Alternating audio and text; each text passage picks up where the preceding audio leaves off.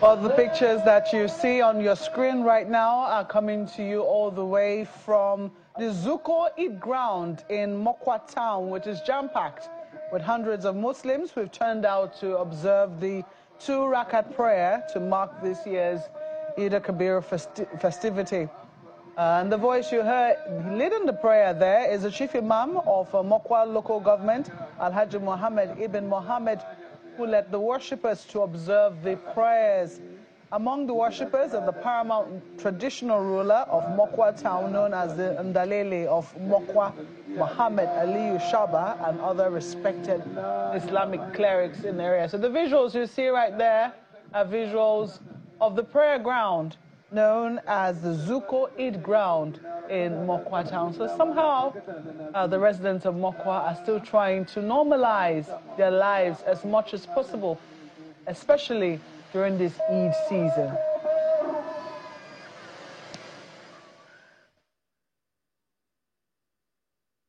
Well, much later in the course of the day, we'll be telling you how Muslims celebrated in different parts of the country. But we're changing gear very quickly to the issue of politics.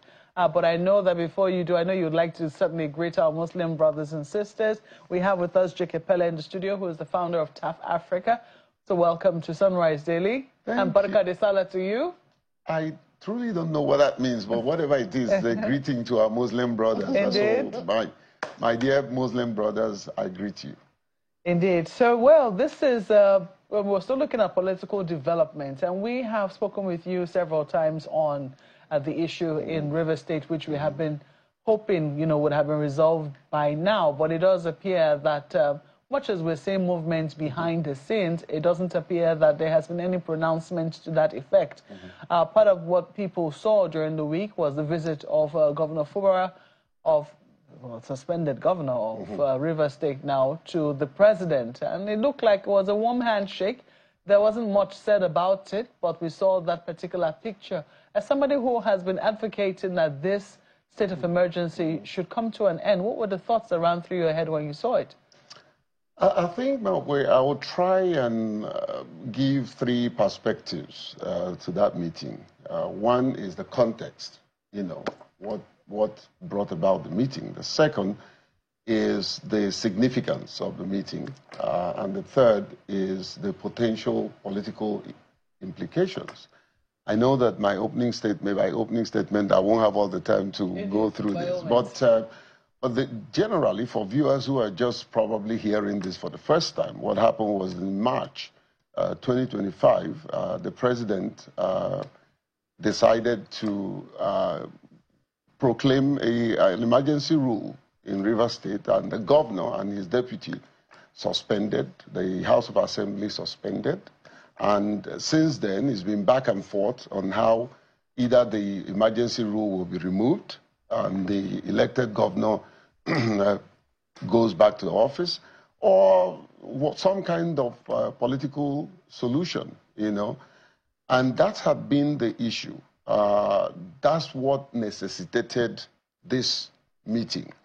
And for the first time, Mark, you'll agree with me that the presidency opened up and agreed that there was a meeting, which is a good development as far as I'm concerned. It brings us to, the significance of this meeting, which is simply to broker peace, I believe, between Sim, his former boss, and the State Assembly legislators. We don't have much information on what the terms has been, but we have also heard some political statement, which I don't subscribe to, by Governor Fubara, saying he's no longer interested, his spirit have left.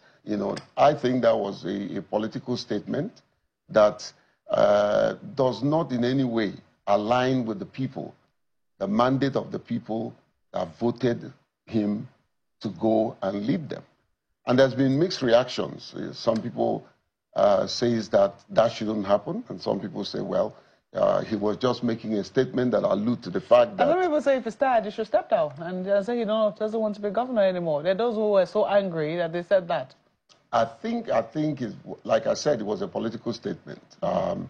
Well, if you want that, if you want to do that, then the best thing you would do is to resign, even though he's suspended, you know.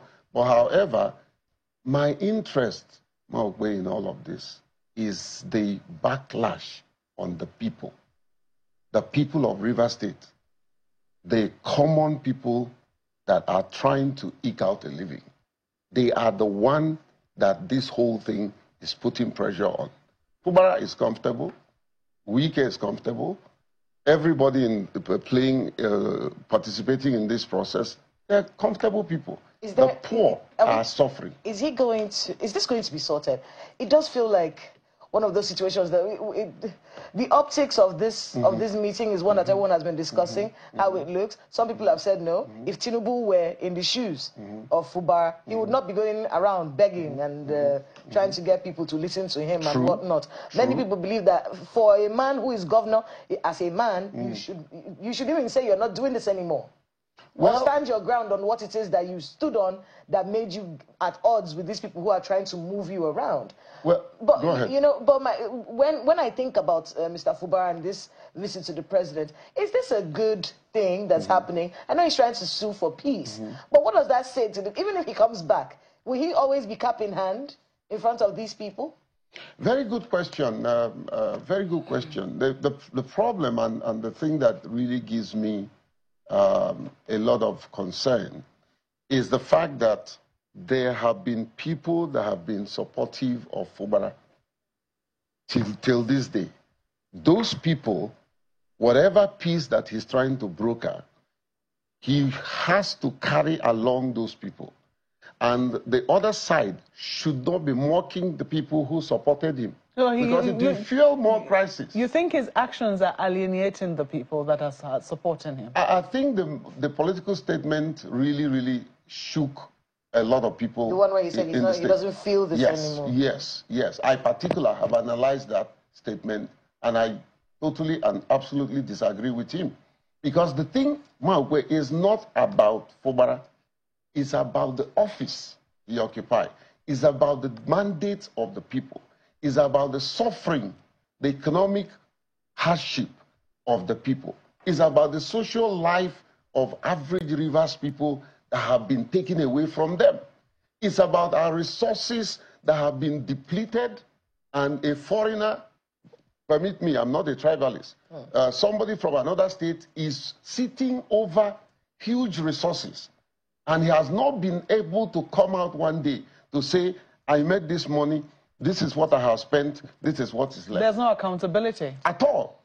And I'm one of those who are getting ready, and one day, to challenge Ibok in court. Do you think, though, that this means that this could be coming to an end, that this state of emergency in Rivers State could be coming to an end? This meeting, do you think it's felt? Yes. That's why I said the potential political implication. If you look at their body language and everything, it looks like some deals are being, they are getting into some deals behind closed doors. It's a good thing. Let there be peace so that we can move forward. But Fubara needs to be very careful what he's signing so that he doesn't sign away the destiny of the people that put him there. I think it's a fine place to leave it. We have to, we'll continue to keep tabs on what is happening in Rivers State, but we have to thank you for coming to us this beautiful Salah day. Mr. Jacob Pele is the founder of TAF Africa. Thank you, Maokwe, and Megwa, and the entire channel team for the interest you have shown in the welfare of Rivers people. I stand for Rivers people, nobody else. Well, that's where we wrap up the program this beautiful Thursday, but it's Friday, actually. It's Friday. Thank God it's Friday. What a day for Salah to follow. Well, this is where we wrap up the program. Thank you so much for watching. I'm Mal. Well, have a great Salah, a great weekend ahead, and Kayla Magwa.